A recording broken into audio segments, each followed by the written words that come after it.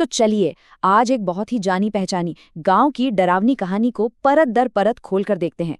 मतलब ये समझने की कोशिश करते हैं कि ये कहानी आखिर इतना डराती कैसे है, क्या है इनकी बनावट में ऐसा खास। चलिए शुरू करते हैं। और कहानी शुरू होती है बस एक सीधी साधी लेकिन बहुत ही डरावनी चेतावनी से। ये एक ऐसी लाइन है जिसे सुनते मन में एक अजीब सी बेचैनी होने लगती है ना। मतलब पहले ही सीन में पता चल जाता है कि कुछ तो बुरा होने वाला है। तो कहानी के पहले हिस्से में पूरा माहौल सेट किया जाता है। यहीं पर हमें विश्वास और शक, इन दो बिल्कुल अलग अलग सोच के बीच की टक्कर देखने को मिलती है। तो कहानी का हीरो है शिवलाल, जो नया नया शादी करके पहली बार अपनी पत्नी के गांव आया है। अब जाहिर है वो बाहर का आदमी है, उसे क्या पता कि इस जगह के अपने अलग नियम कायदे और खतरे हैं। और यहीं से कहानी में असली टेंशन बनना शुरू होता है।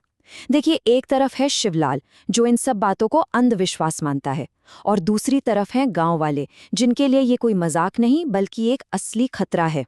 बस यही जो टकराव है ना, यही कहानी की जान है।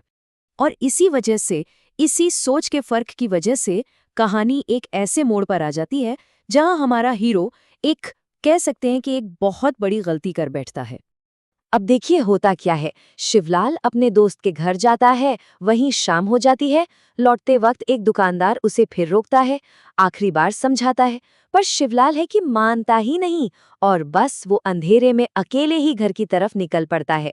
मतलब एक एक करके वो सारी चेतावनियों को अनसुना कर देता है और सीधे मुसीबत को दावत दे देता है। और फिर वो दुकानदार से कहता है, चिंता मत करो काका, भूत प्रेत जैसी कोई चीज नहीं होती है। बस ये एक लाइन शिवलाल का घमंड दिखाती है, और यहीं पर उसकी किस्मत का फैसला हो जाता है।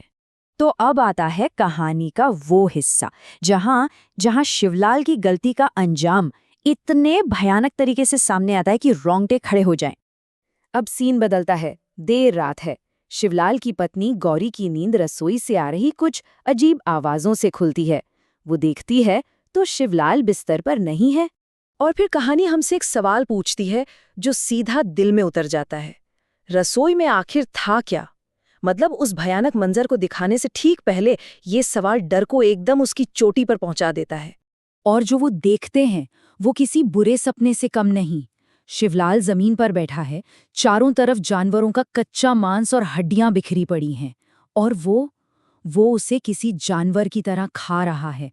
फिर वो नजर उठाकर कहता है कि उसकी भूख अभी मिटी नहीं, मुझे और कुछ चाहिए। सोचिए उस परिवार पर क्या बीती होगी। उनका शिवलाल अब वो नहीं रहा था। अब यहाँ से कहानी का चौथा हिस्सा शुरू होता है।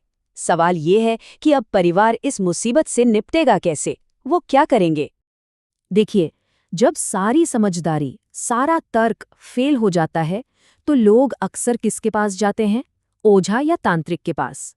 तो परिवार भी गांव के जाने माने ओझा धर्मू दादा के पास पहुंचता है। वही उनकी आखिरी उम्मीद है। और फिर शुरू होता है झाड़ फूक का वो सिलसिला। धर्मू दादा आते हैं, वो उस चीज को पहचान लेते हैं जिसने शिवलाल पर कब्जा किया है। वो मंत्र पढ़ते हैं, कोई अभिमंत्रित चीज उस पर फेंकते हैं, और एक भयानक चीख के साथ वो साया गायब हो जाता है। ये असल में पुराने ज्ञान और एक पूरी ताकत के बीच की सीधी लड़ाई थी। और जैसे ही वो साया जाता है, शिवलाल बेहोश होकर गिर पड़ता है। लेकिन अब वो आजाद है। एक पल के लिए तो ऐसा लगता है कि चलो सब ठीक हो गया, बुराई हार गई। लेकिन कहानी यहाँ खत्म नहीं होती। असल में ये कोई हैप्पी एंडिंग नहीं है।